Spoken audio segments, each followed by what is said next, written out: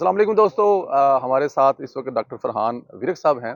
हमेशा इनको हम पढ़ते रहे, इनको सुनते रहे। मैंने जब पहली दफ़ा इनको बीबीसी पर देखा तो आवाज़ शॉक, यार क्या बात है। मतलब बंदा अपनी काबिलियत से, हमें अच्छे नहीं लगते थे वैसे उस वक्त, लेकिन अपनी काबिलियत से जो बीबीसी पर बैठे हैं और बीबीसी उन पे डॉक्यूमेंट्री कर रहा था, it was a big name. तो आज हमारे साथ हैं डॉक्टर साहब। जी, बहुत शुक्रिया आपका। बहुत शुक्रिया भाई। खास तौर पर चाय पिलाने का आपका बहुत शुक्रिया। आपके एक्स लीडर तो सुने किसी को चाय भी नहीं पूछे थे। अच्छा, इसमें कितनी रियलिटी है वैसे इसमें काफ़ी रियलिटी है, इसमें मतलब 90 टू 95% तक रियलिटी है। कि चाय नहीं पिलाते थे? जी, मतलब बहुत रेयर कोई गेस्ट हो तो उसको मिल जाती थी, वैसे तो बहुत रेयर होता है। सुना किसी है कोई अमेरिका के उनके पास कोई एम्बेसडर है, कुछ आए थे तो नीचे वाली दुकान से बिस्कुट मंगवा लिए थे। कि उसका मैं अभी शायद तो नहीं, लेकिन मैं बिल्कुल ये बात सुनी है। जी बिल्कुल ठीक है डॉक्टर साहब। जरा मैं हम अब मिले हैं तो क्यों ना, हम हमेशा सोचते हैं कि अपने दोस्त के साथ, मेहमान के साथ जरा गपशप भी हो जाए। सर, पीएमएलएन के बारे में अगर ये मैं सवाल करूं आपसे, एक बहुत बड़ा ये पीएमएलएन को ताना मिल रहा था कि तुसी मीनारे पाकिस्तान नहीं पा सकते। अब लाहौर गढ़ है मियां मोहम्मद नवाज साहब का। कुछ दानश्वर भी है, उनको भी बड़ी पेट में मरोड़ उठते थे, तकलीफ होती थी कि ग्वाल मंडी से हार जाएंगे, जब वो उतरेंगे तो लाहौर एयरपोर्ट पर अपने बंदों के चेहरे देखकर जो है परेशान हो जाएंगे। सर, आपके पास क्या रिपोर्टें हैं लाहौर के जलसे में, क्योंकि जाहिर है आप तो न्यूट्रल होकर बताएंगे ना सर। जी, प्रवेश भाई, इस पर हमें एक चीज़ जो हमारे लोग ना अक्सर मिस कर जाते हैं, वो ये है कि पीटीआई की जो मेन टारगेट ऑडियंस थी, वो थी मिडिल क्लास और अपर मिडिल क्लास। और जो Muslim League Noon as a party है, उसकी जो एक टारगेट ऑडियंस है वो लोअर मिडिल क्लास और जो हमारा एक गरीब तबका है, वो आज भी समझते हैं कि इनकी वजह से ही कीमतें कम होंगी, और इनकी जो उस तबके में इंटरेस्ट है वो सबसे ज़्यादा है। तो हमारी थोड़ा सा सोसाइटी का एक अलमिया ये है कि हमारी जो लीड क्लास है वो समझती है कि जो हमारे जैसे लोग जिसको सपोर्ट करेंगे वही चीज़ आगे बढ़ेगी, जिस चीज़ के मतलब हम सोशल मीडिया पर बात करेंगे और हमारी तरह के लोग करेंगे वही चीज़ सच है। लेकिन जो ये चीज़ें ये हकायक से बरक्स। मैं समझता हूँ कि आज भी पीएमएलएन का जो एक वोट बैंक है लोअर मिडिल क्लास पे, वो इंटैक्ट है। और ये जो लाहौर जलसा था माशाल्लाह, उसमें लोगों ने देखा, हमने क्या देखा, हमने इसके ऊपर क्या हम तबसरा कर सकते हैं। क्या आपके पास कोई ड्रोन फुटेजेस मौजूद हैं, आपको लाइव नज़र आ रहा है कितने ज़्यादा लोग आए हैं। लेकिन हमारा ये जो तबका है ये गैर यकीनी की सूरत हाल का शिकार सिर्फ इस वजह से है कि इन्हें समझ ये नहीं आ रहा कि ये हमारी तरह के अमीर लोग क्यों नहीं, ये वो लोग क्यों नहीं जो हमें रेस्टोरेंट्स में मिलते हैं, ये वो लोग क्यों नहीं जो हमारे साथ काम पे जाते हैं। क्योंकि मियाँ साहब के ऊपर बड़े लोगों की बहुत सी उम्मीदें। अब मैं आपको एक वाक़या बताता हूँ कि हमारी घर एक खातून है, वो काम करती हैं और वो 4-5 घरों में वो बर्तन धोती हैं, इस तरह से काम करती हैं। अब वो मुस्लिम लीग नून की बहुत बड़ी सपोर्टर, तो वो कहती हैं कि मैं जिस दूसरे घर में काम करती हूँ वहाँ पर टीवी चल लगा हुआ था और मियाँ साहब की ना तकरीर चल रही थी। तो मैं ना उधर सबको रोक के मैं मियाँ साहब की तकरीर सुनने लग पड़ी कि मैंने सुना मियाँ साहब क्या कह रहे हैं। तो वो जो घर वाले थे वो पीटीआई के थे, तो वो मियाँ साहब की तकरीर के ना हर फिक्रे के बाद गालियाँ देते थे कि ये इसने ये कर दिया वो कर दिया, मतलब प्रॉपर गालियाँ दे रहे थे। अब वो हतून हमें वाक़या सुनाती है, वो कहती है कि जब वो गालियाँ देकर थक गए तो मैंने उन्हें कहा कि जब मियाँ साहब ने हुकूमत करनी है और चीज़ें सस्ती होनी है तो मैंने आपको एक भी सस्ती चीज़ नहीं लेने दी। तो ये गरीब औरत का उनके ऊपर एतमाद। तो वो इसलिए ये जो मैं समझता हूँ कि हमारे एक दानिश्वर तबका है और जो एक एलीट तबका है जो कि वो अपने एक बबल में रहते हैं, अपना एक स्पेसिफिक सर्कल होता है, वो यही तासुर देता है कि यार मेरे सर्कल में से तो कोई नहीं जा रहा, लेकिन मियाँ साहब के इस मुल्क में बहुत बड़ी सपोर्ट बेस है, ये चीज़ हमें माननी पड़ेगी। नहीं, माननी पड़ेगी डॉक्टर साहब। सोशल मीडिया जो पीएमएलएन का बड़ी तनकीद की जाती है, लेकिन मैंने देखा कि पिछले 2 महीने में, 1.5 महीने में मियाँ साहब के आने से पहले जो मरियम नवाज साहबा एक माहौल क्रिएट कर रही थी, बना रही थी, मैंने देखा कि बड़ी डिजिटल सोशल मीडिया कंपेन हुई। हमें बड़े जबरदस्त किस्म के इश्तिहार नजर आए और बड़ा जबरदस्त किस्म का तराना नजर आया, और वो तराना इतना अच्छा कि कल रात से हम देख रहे हैं कि लोग शादियों में बजा रहे हैं। तो ये जो मुख्तसर वक्त की कंपेन थी मुस्लिम लीग नून की, इसके बारे में क्या फरमाएंगे? इसमें प्रवेश भाई, बात वही आ जाती है कि पहले ना श हम भी यही समझते थे कि शायद मुस्लिम लीग नून का सोशल मीडिया पे उस तरह से फ़ोकस नहीं है, जो मैं एक थर्ड पार्टी एनालिसिस भी करूँ। लेकिन उसकी वजह ये है कि उनको अपनी डेमोग्राफी का पता है। उनको पता है हमारे वोटर्स कौन हैं, हमने किन लोगों को टारगेट करना है, और उन लोगों के अंदर उन्होंने अपना एक राब्ता कायम रखा है। अब ये जो रिसेंटली एक कैंपेन हुई है, ये जो कैंपेन थी, अब इसमें वो लोगों को दिखाया गया है कि वो थोड़े से अमीर हैं, वो एक रेस्टोरेंट में बैठे हैं। तो ये जो कैंपेन थी ये वो मिडिल क्लास और अपर मिडिल क्लास को अट्रैक्ट करने के लिए थी कि अब वो बात कर रहे हैं, वो बीच में अंग्रेजी के अल्फाज बोल रहे हैं। तो ये फर्स्ट टाइम हुआ है, इससे पहले पीएमएलएन ने मेरे ख्याल से ये कोशिश नहीं की कि वो अपर मिडिल क्लास को अट्रैक्ट करें। तो इस बार उन्होंने किया है, तो अब वही लोग जो कि कहते थे कि जी हमारे सर्कल में ऐसे लोग नहीं, अब उन लोगों को इस कैंपेन ने इफेक्ट करना शुरू कर दिया है।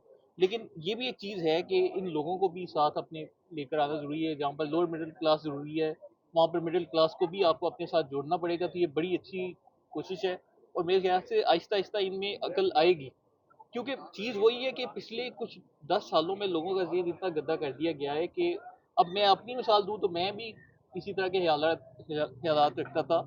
हमने तो ये जो पीटीआई की गवर्नमेंट देखी, हमें फिर अकल आई। तो ये वक्त के साथ साथ ये अकल आएगी, इसकी कोशिश करनी वक्त के साथ साथ अकल आने की कोशिश करेगी।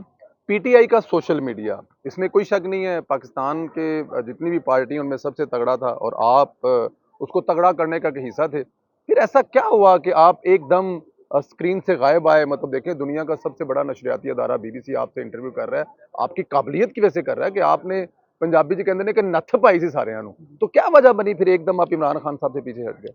ये परवेज़ भाई, इसकी सबसे बड़ी एक वजह तो इसकी हो नहीं सकती, क्योंकि ये एक स्लो स्लो प्रोसेस होता है।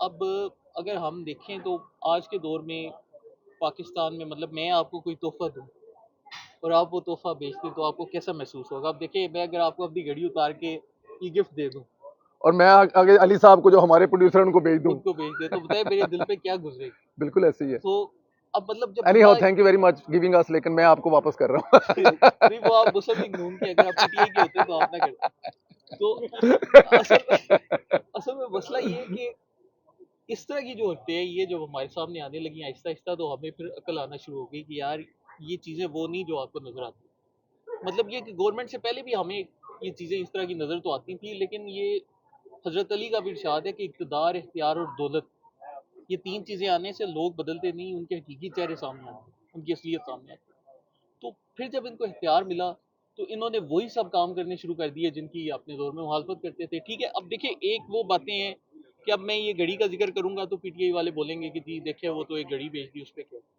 अब वो जो 60 अरब रुपए अल कादिर ट्रस्ट वाले, क्या आप उनकी जस्टिफिकेशन देख सकते हैं? चले, अब उसकी ना दें, हम नंबर्स पे बात करते हैं। Global corruption perception index, corruption मापने का सबसे बेहतरीन, वो मुतबरतीन वो समझा जाता है, वो जो रैंकिंग है, मियाँ साहब के दौर में उसमें पाकिस्तान 116 नंबर पे था और पीटीआई के दौर में 16 दर्जे नीचे गिर गया। अब ये हम तो नहीं कह रहे, ये तो आलमी इदारे कह रहे हैं ना। बिल्कुल। इसकी आपके पास क्या जस्टिफिकेशन है? आपके दौर में करप्शन बढ़ी है, आपको ये चीज़ माननी पड़े। फिर वही इमरान खान जो कि कहता था मैं मेरिट को फॉलो करूंगा, वो 3 महीने पहले आने वाले एक उस्मान बुज़दार को वज़ीर आला लगाते थे। मतलब इसमें उस्मान बुज़दार के ऊपर क्या मेरिट है? तो इस तरह की हरकतें करके इन्होंने आहिस्ता आहिस्ता लोगों को खुद से दूर किया है। अभी देखिए, अभी भी जो आज लोग पीटीआई छोड़ रहे हैं, इनमें अगर आप देखें तो जो इनका क्लोज सर्कल है, वो सबसे पहले पीटीआई छोड़ के भागे। जो इनके जितना करीब था, जो इनको जितना ज्यादा जानता था, फवाद चौधरी को देख ले, सबसे पहले वो साइड पे रहता हुआ, अली जैदी को देख ले, सबसे पहले वो हुआ है, फरूक हबीब को देख ले। तो जो इनको जितना जानता था उसने उस हिसाब से छोड़ा। जहाँ तक सोशल मीडिया की बात है, अभी मैं आज आपको एक ब्रेकिंग न्यूज़ भी दे रहा हूँ कि आज हमारे कुछ दोस्त थे, उन्होंने कोशिश करके पीटीआई के उन सारे लोगों की लिस्ट निकाली है जिनको केपी के गवर्नमेंट ने पिछले 1 साल में फंड किया। वो जो लिस्ट जो हम अक्सर सुनते थे कि इतने हजार लोगों को महाना इतने पैसे दिए जा रहे हैं। दिए जा, और पीटीआई के जो सरकारी अकाउंट्स थे वो कहते थे कि नहीं जी, इनसे पीटीआई की हिमायत नहीं होती, ये जो अकाउंट्स हैं ये तो गवर्नमेंट के लिए यूज होते थे, कुछ तरह की कहानियां सुना देते थे। मतलब अब उनको वो गवर्नमेंट का मुलाजम बनाया हुआ था, लेकिन एक्चुअली वो काम पाकिस्तान तहरीक इंसाफ के इंसाफ सोशल मीडिया कर रहे थे। जी कर जी, रहे ये थे। बहुत बड़ी हॉट खबर है। जी आप जी कह रहे हैं कि उनकी जो लिस्टें बाहर आ रही हैं। जी, उनके पूरे के पूरे उनके ट्विटर अकाउंट्स, उनके फेसबुक अकाउंट्स, ताकि आम पाकिस्तानी जाकर देखे कि क्या वो केपी के गवर्नमेंट प्रमोट कर रहे थे या वो पीटीआई को प्रमोट कर रहे थे।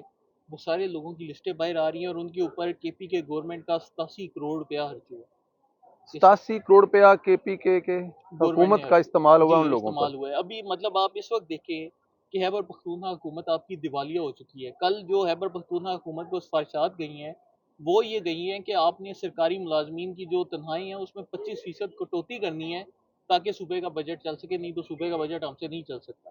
तो 9.5 साल हुकूमत करके इस टाइम सूबे को इस हालत में पहुँचा के इन लोगों ने अपने सोशल मीडिया के ऊपर करोड़ों रुपए खर्च किए हैं। और यही नहीं, अभी हम एक इससे भी बड़ा स्कैंडल लेके आ रहे हैं, वो इंशाल्लाह अगले हफ्ते हम लेकर आएंगे, जिसमें पता चलेगा कि रियासत पाकिस्तान को पीटीआई सोशल मीडिया के जरिए 837 करोड़ रुपए का टीका लगा, और और वो भी हम लेकर आएंगे। तो अभी इनके खिलाफ बड़ी चीज़ें हमारे सामने हैं, हम कोशिश कर रहे हैं। अब हमें माशाल्लाह से, पहले लोगों में खौफ पाया जाता था 9 मई या उसके आसपास था कि लोग बोलना नहीं थे चाहते, अब लोग बोल रहे हैं और बड़े ऐसे ऐसे सबूत आ रहे हैं कि लोग इस वक्त कानों को हाथ लगाएंगे जब वो चीज़ें तो इंशाल्लाह इसका सामने मतलब ये है कि अच्छा, एक तो मुझे ज़रा ये घड़ी वाली बात है, पिछले दिनों आपने ये घड़ी लहराती हुई एक वीडियो बहुत वायरल की थी कि घड़ी अगर ऐसे लहराए ना तो पीटीआई वाले बड़े गुस्सा करते हैं। तो वो हमारे दोस्त हैं राजा रज़ाक साहब जिन्होंने ये घड़ी लहराई थी, तो घड़ी तो छेड़ नहीं बन गई इन लोगों की? आए। जी, देखिए छेड़ तो नहीं है, हम तो उनको वैसे कह रहे हैं कि यार देखिए तोहफे का एहतराम करना चाहिए, एक जो तोहफा होता है वो कोई प्यार मोहब्बत से ही देता है, लेकिन पता नहीं क्यों वो जब भी कोई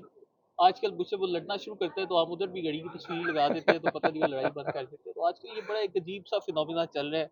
तो सोशल मीडिया पर अक्सर हम वक्त पूछते हैं तो एक वो घड़ी लगा देते हैं, आना कब वाली, तो वो बस लोग जज्बाती हो जाते हैं। पता नहीं क्यों गालियाँ निकालते हैं, मुझे तो आज तक समझ नहीं डॉक्टर आई। साहब आप उनको छेड़ते भी तो बहुत ज़्यादा ना। डॉक्टर साहब चलिए ये तो हो गई लोकल, जो आपने बताया कि केपीएन में लोगों के साथ कैसे लोगों को साथ लगाया पैसे दे के।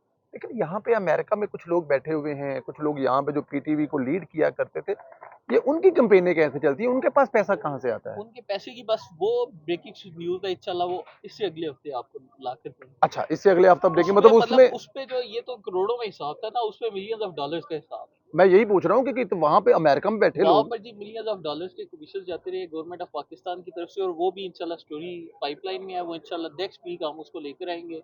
और लोग एकदम अपने सर को पकड़ेंगे कि कैसे एक 17 साल पुराना केस हुँ। अचानक पीटीआई गवर्नमेंट में out of the blue activate हो जाता है, और पीटीआई गवर्नमेंट उस पे क्या करती है, वो कहानी इंशाल्लाह नेक्स्ट वीक आ रही है, और लोग एक बार सुन के हैरान।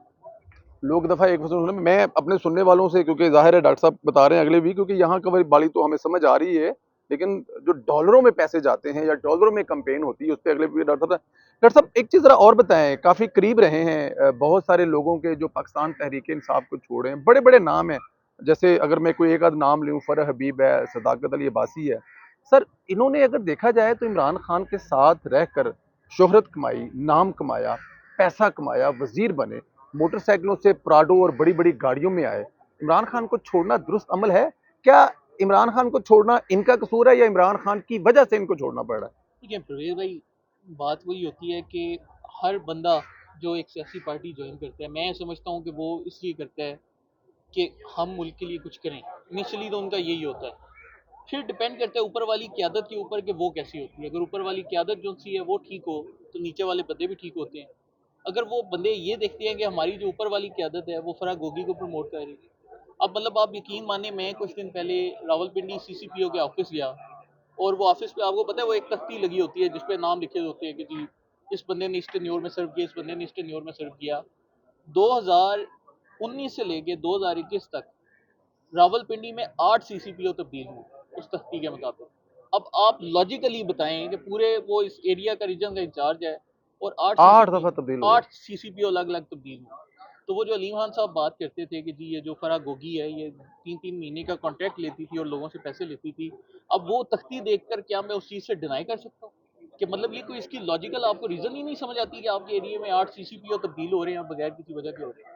तो जब ये ऊपर वाली क़यादत इस तरह के लोगों को प्रमोट करेगी, पूरा सूबा उनके हाथ में दे दिया जाएगा, उस्मान बुज़दार के हाथ में दे दिया जाएगा, तो फिर ऑब्वियसली जो नीचे लोग हैं उनको भी एक शय मिलती है, वो भी फिर इस तरह की हरकतें करते हैं। तो अब ये तो नहीं कि अब चूंकि ये लोग तौबा कर चुके हैं तो हम इनकी नीयतों के ऊपर सवाल नहीं कर सकते, और हमें उम्मीद है इंशाल्लाह ये अच्छा काम करेंगे। लेकिन ये कि इनको खराब करने में इनकी क़यादत का बहुत अहम किरदार है।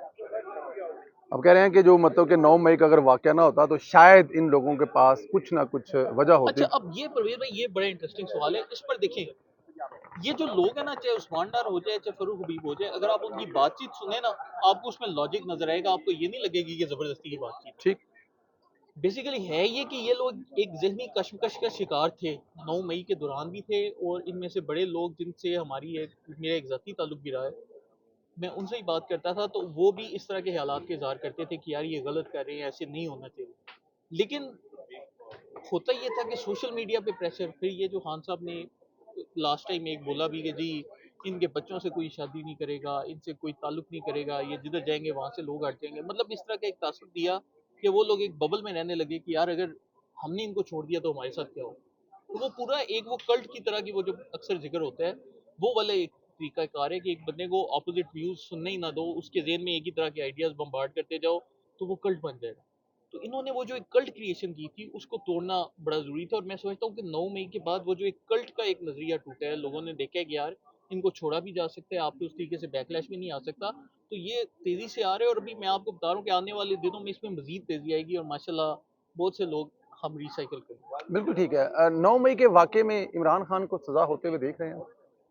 देखिए परवेज़ भाई, हमारे तो वैसे साबका लीडर रह चुके हैं और हमें वैसे फिर भी एक कहीं न दिल के कोने में ना एक छोटा-सा यूथिया? वो मतलब आप कीड़ा कह सकते हैं, कीड़ा कह सकते वो हैं। हमारा एग्ज़िस्ट करता है, वो नहीं मरता, वो ज़िंदा रहेगा। ठीक। लेकिन वो उस वजह से हमें दुःख भी होता है कि यार मतलब ये क्या हो रहा है। लेकिन फिर जब मैं मुल्क देखता हूँ तो फिर मैं कहता हूँ कि यार इन्होंने कोई काम भी तो अच्छे नहीं किए। तो जहाँ तक मेरा अंदाज़ा है कि सज़ा मोस्ट लाइकली हो जाएगी। ठीक है, जुर्म जो है क्योंकि वो वो सारी जो दुनिया ने जुर्म है देखा वो है। उनके सामने है, उन्होंने एक चीज़ को मैनिपुलेट किया। स्टेटमेंट्स जो सी आप उनको ही चेंज होते देखें तो बंदा अपना सर पकड़ लेता है कि यार ये क्या कर रहे हैं। मतलब अभी कभी वो जनरल बाजवा के ऊपर इल्ज़ाम लगा देते हैं, फिर जनरल बाजवा से जाके सदर आरिफ अलवी के पास मिलते भी हैं। वहाँ पर जनरल बाजवा पूछते हैं कि यार तुमने मुझे मीर जाफ़र बोला? कहते नहीं, मैंने आपको नहीं बोला, मैं किसी और की बात कर रहा हूँ। फिर बाहर आते हैं, फिर उनको मीर जाफ़र बोलते हैं। फिर क्या होता है, फिर कहते हैं कि जी ये जो जनरल बाजवा साहब हैं, उनको दूसरी एक्सटेंशन की ऑफ़र भी कर देते हैं। Out of the blue. फिर कहते हैं कि जनरल बाजवा साहब ने मुझे बोला कि कौमी और सूबाई असम्बलियाँ तहलील करो और वो मैंने उनके हुक्म के ऊपर तहलील कर दी। फिर कहते हैं कि वो मीर जाफर भी है। मतलब ये कैसा थॉट प्रोसेस है ना, आप करना क्या चाहते हैं? तो मुझे ना इन चीज़ों की वजह से ये भी कभी कभी अब शक पड़ता है कि यार ये शायद कोई लोकल इनका एजेंडा नहीं, इनका कोई बड़ा ही एजेंडा था। और मुझे ना हालिया कुछ दिनों में जिस तरीके से चीज़ें अनफोल्ड हो रही हैं कि आप देखें कि इसराइल का फ़लस्तीन पर जो हमला हुआ है और वो जो पीछे से लोग बोल रहे हैं, मतलब देखिए परवेज़ भाई ये बात करनी नहीं चाहिए, लेकिन अल्लाह ना करे आपके जो बच्चे हैं वो मेरे पास रहते हैं, ठीक। तो मैं आपको कोई बात कहता हूँ तो क्या आप मेरी बात मानेंगे या नहीं मानेंगे? बिल्कुल मानूँगा। मेरे बच्चे आपके रहमो-करम पर हैं, उनका खाना-पीना, उठना-बैठना, सोना। तो बस फिर ये अब ये चीज़ें अकल वालों के लिए निशानी है ना कि जब वो लोग खुलकर उसकी सपोर्ट कर रहे हैं इसराइल की, तो फिर आपके लिए सोचने का मुकाम है कि आप दुनिया की वाहिद एटमी इस्लामी रियासत को कमज़ोर कर रहे हैं। और इसराइल के सदर की ऑन द रिकॉर्ड स्टेटमेंट है कि हमें दुनिया में 2 मुल्कों से मसला है, एक ईरान से और एक और दूसरे पाकिस्तान। नंबर पे पाकिस्तान। बिल्कुल तो ठीक। जब उनको मसला है और और यहाँ ये पर एक चीज़ और भी ऐड कर लें कि मेरे ख़्याल में कि ये इसराइल ने पाकिस्तान में ये जो इमरान खान वाले चैप्टर पर बाकायदा तौर पर बयान दिया था, इससे पहले हिस्ट्री में कभी ऐसा नहीं कभी हुआ। ऐसा नहीं। तो ये जो चीज़ें हैं ये वो कोई इतनी आसान चीज़ें नहीं, मुझे लगता है कि ये वो लोग चाहते थे कि पाकिस्तान को डिस्टेबलाइज किया जाए। और अभी भी अगर आप देखें तो इनकी सोशल मीडिया टीम उसी एजेंडे पे काम कर रही है। कभी 1971 की बात कर देते हैं, कभी कहते हैं जी हमने फौज खत्म कर देनी है, कभी आर्मी चीफ के खिलाफ के पेज लॉन्च हो रही हैं, और फिर कहते हैं हमें कुछ जर्नैलों से मसला है, लेकिन वो फौजियों को पत्थर भी मार रहे हैं, डंडे भी मार रहे हैं। मतलब ये चीज़ें हमारी आंखों के सामने हो रही हैं। तो ये जो चीज़ें हैं ना ये इतनी सिंपल नहीं जितनी हमें नज़र आ रही हैं। हम इसको सिर्फ सियासी लेंस से देख रहे हैं। अगर हम बैनुल अक़वामी सियासत के लिहाज से देखें तो मुझे ये काफ़ी खतरनाक मामला लगता है। दरअसल ये नन्हे-मुन्ने जो चिट-चैट है ना, इसमें आखिरी सवाल है ये। वैसे तो आपके साथ घंटों बातें करें तो ना खत्म हो। आपने टाइम भी गुज़ारा है इमरान खान साहब के साथ, बड़े उनके फ़ेवरेट भी रहे हैं, बड़ा आपसे वो प्यार भी करते थे, उनकी ज़िंदगी आपके सामने रही, बड़ी लग्ज़री लाइफ़ उन्होंने गुज़ारी। पूरी ये तो हमने भी देखा जिस लेवल के वो स्टार थे। तो अब ये वाला जो फेस है, जो जेल वाला फेस है, मैं ये मान लेता हूँ उनको देसी कुकड़ी और वो क्या कहते हैं बकरे का कोई खास बोटी देसी घी में पका के दी जा रही है। तितलियां शायद उनको वो पेश कर रही हो खाने, लेकिन फिर भी जेल तो जेल होती है। तो क्या इमरान खान साहब, आप ये आपका ज़हन मान रहा है कि इमरान खान साहब जेल बर्दाश्त कर सकते नहीं, हैं? मैं जिस इमरान खान को जानता हूँ, मैं मेरे लिए बहुत मुश्किल है ये मानना। मतलब मेरे नज़दीक ना इसकी एक ही रीज़न हो सकती है कि शायद उनको अभी तक ना वो ऑप्शन नहीं दी गई या बाहर जाने की या कोई भी ऑप्शन हाँ, नहीं दी मुझे गई। मेरा जो ज़हन है ना वो कहता है कि नहीं, अगर ऑप्शन मिली होती ना तो अभी ये नहीं तो होता। इमरान खान मैं साहब ये ये मानता सख्ती हूँ, बर्दाश्त ना कर मैं सकते। ये नहीं मानता। मतलब ये जो है ना ये मेरे लिए एक नाकाबिले यकीन किस्म की चीज़ है, मैं इसको नहीं मानता। मैं समझता हूँ कि इनको जब भी ऑप्शन मिला इन्होंने पहले हैंड पे अवेल कर दिया और इन्होंने बैठ डाला। और आजकल वो बड़े तरीके इंसाफ के सोशल मीडिया वाले कह रहे हैं कि जी हमारा लीडर डट गया है, लेकिन मैं अभी भी कह रहा हूँ कि अल्टीमेटली इन्होंने बैठ डाला। इनको जब ऑप्शन मिली इन्होंने उस टाइम तो इसका इसके ऊपर मैं 100% श्योर। तो इसका मतलब है कि क्योंकि चांस नहीं मिल रहा उनको बातचीत का, तो जो इमरान खान के फिर वो जो वकील हैं, वो जो कहते हैं प्रोग्राम तो बढ़ गया है। तो जी इसका जी, मतलब इमरान खान तो फिर मैं यही समझता हूँ, मैं समझता हूँ कि इनको जब ऑप्शन दिया गया। अब देखिए पीटीआई की जो कुछ क़यादत है ना, जो 9 मई के वाक़यात में डायरेक्टली इन्वॉल्व है, उनको प्रेस कॉन्फ्रेंस की ऑप्शन नहीं दी गई। प्रेस कॉन्फ्रेंस की ऑप्शन उनको मिली है जो कि जिनका एक कम रोल था या जो बिल्कुल इन्वॉल्व नहीं थे या जो उस साइड पे हो गए थे, उनको प्रेस कॉन्फ्रेंस का ऑप्शन मिला था। जो डायरेक्टली इन्वॉल्व है उनका आप जिक्र भी नहीं सुनते और ना उनको मिलनी है। तो इनका भी ये जो पूरा उस चीज़ को मास्टरमाइंड करना, उसको लेकर चलना, तो उसके बाद जो इनकी अभी हालत है, मुझे लगता नहीं कि इनको अभी तक ऑप्शन मिली है, लेकिन जब भी इनको ऑप्शन मिलेगी, मैं आपको गारंटी के साथ कह रहा हूँ कि ये फर्स्ट हैंड पे वेट करें। दरअसल आखिरी सवाल मैंने कहा था, लेकिन आपके सवाल से सवाल एक और पैदा हो रहा है। मैं भी एक सियासी वर्कर हूँ, मेरी भी किसी पार्टी के साथ मोहब्बत है, आप भी रहे हैं, आने वाले वक्त में भी हो सकता है। जो कच्चे ज़हन होते हैं मेरे जैसे या आप जैसे, जो इमरान खान साहब के उस कल्ट का हिस्सा बन गए और वो आज जेल में हैं, 9 मई के वाक़ये में वो वहाँ पर चले गए, उनके हाथों से कोई नुकसान हो गया हुआ, यंग उम्रें हैं, जनरेशन है। क्या रियासत को उन पर कोई गौर करना चाहिए कि उनको कुछ चांस देना चाहिए? क्योंकि असल करने वाला तो इमरान खान है। नहीं, पर मेरा तो पहले दिन से यही ओपिनियन है कि वो जो बच्चे हैं बेचारे, उनको आहिस्ता-आहिस्ता, उनको जल्द से जल्द, बल्कि आहिस्ता-आहिस्ता नहीं, जल्द से जल्द उनको रिहा करना चाहिए। क्योंकि उनकी ज़हन साज़ी इस तरीके की हुई जी, है। अभी वो आएँगे, वो चीज़ें देखेंगे, उनको पता चलेगा कि हम क्या करने लगे थे, फिर उनको आहिस्ता-आहिस्ता अकल आएगी, क्योंकि उनके ज़हनों में ये डाल दिया गया था कि आप लोगों ने जी आगे जाना है और लड़ना है और मरना है। और ये सिर्फ़ 9 मई का वाक़या नहीं, हम अगर उससे पहले भी देखें, तो आपको याद होगा 14 मार्च को जब पुलिस गिरफ्तार करने आई है, इन्होंने रात को 18-18 साल के बच्चे आगे कर जी, दिए, औरतें आगे जी, कर दी। जी, तो मतलब एक और देखिए, हमें ये चीज़ नहीं भूलनी चाहिए कि पाकिस्तान के 17 बच्चे, जिनकी उम्रें 25 साल से कम थीं, वो 9 मई को फ़ौत हुए, और उनके फ़ौत होने की वजह ये थी कि उनके लीडर ने उनको बताया था कि अगर मैं जेल एक दिन भी गया तो मुझे कत्ल कर दिया जाएगा, मुझे मार दिया जाएगा, मुझे ज़हर दे दिया जाएगा। वही लीडर 3 महीने से जेल में है, और उसकी जो बहन है वो टीवी पर आकर कहती है कि इमरान खान जेल में बड़े खुश हैं, वो बड़े सुकून से हैं। लेकिन वो जो 17 बच्चे हैं जिन्होंने इस झूठ के पीछे, अपनी कि जानें। वो बंदा कह रहा है कि जी मुझे मार दिया जाएगा, अपनी जानें दी, उनके घर वालों का क्या होगा उसके ऊपर कोई बात नहीं करता। तो मुझे जितना उनका दुख है, उतना मुझे किसी चीज़ का दुख नहीं कि लोग अपनी जानों से गए।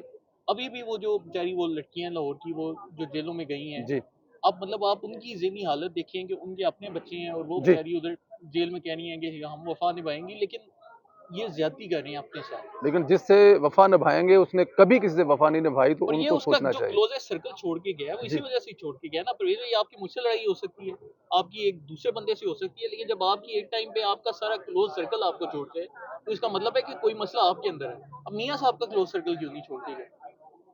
ये सोचने बहुत की बड़ी बात है। बात है। मियाँ साहब का मुश्किल तरीन वक़्त में एक भी साथी एक छोड़ भी के नहीं गए। साथी उनका नहीं छोड़ के गया। अभी भी ये जो शाहिद खान अब्बासी या मुफ्ता इस्माइल का सुनने में आ रहा है, वो भी बहुत अरसे बाद ये अब जाके पिछले साल का वाकया के छोड़े, जब उनमें सख्ती आई है, एक बंदा नहीं अलहदा हुआ। तो बात ये नहीं कि पाकिस्तानी कौम वफा नहीं करती, हमारे लोग वफा करते हैं। बात ये कि वो जिसके साथ कर रहे हैं, उनको यकीन होना चाहिए कि वो बंदा ही वफा करेगा। एक बहुत बड़ी मिसाल दी आपने कि मियाँ मोहम्मद नवाज़ साहब के साथी इसलिए नहीं छोड़ा है कि उनका उनका उन दोस्तों के साथ, साथियों के साथ वफ़ा का रिश्ता और कई दहाइयों से महीत है। बहुत बड़े-बड़े नाम हैं जो मियाँ साहब के आज भी साथ हैं। लेकिन इमरान खान ने जब पार्टी शुरू की तो शायद एक भी बंदा उनके साथ नहीं मिलेगा। डॉक्टर फरहान मलिक साहब, बहुत शुक्रिया बहुत आपके छोटे से चिट-चैट का बहुत और आपकी शुक्रिया। चाय का। बहुत बहुत शुक्रिया जी। शुक्रिया। दोस्तों, बहुत आपने शुक्रिया। देखा डॉक्टर साहब ज़ाहिर है बड़ा अच्छा टाइम उन्होंने गुज़ारा है इमरान खान साहब। वो कहते हैं कि मेरा दिल दिमाग ये गल मनदा ही नहीं कि इमरान खान को क्या होवे कि तू चला जा इंग्लैंड ते ओ ना गया हुआ है। एदा मतलब है कि इमरान खान को अभी तक किसी किस्म की कोई ऑफर नहीं की। दूसरी बड़ी शॉकिंग न्यूज़ जो दी उन्होंने कि आज कुछ लिस्टें जारी होने वाली हैं उन लोगों की ट्विटर हैंडल और फेसबुक आईडीज़ के साथ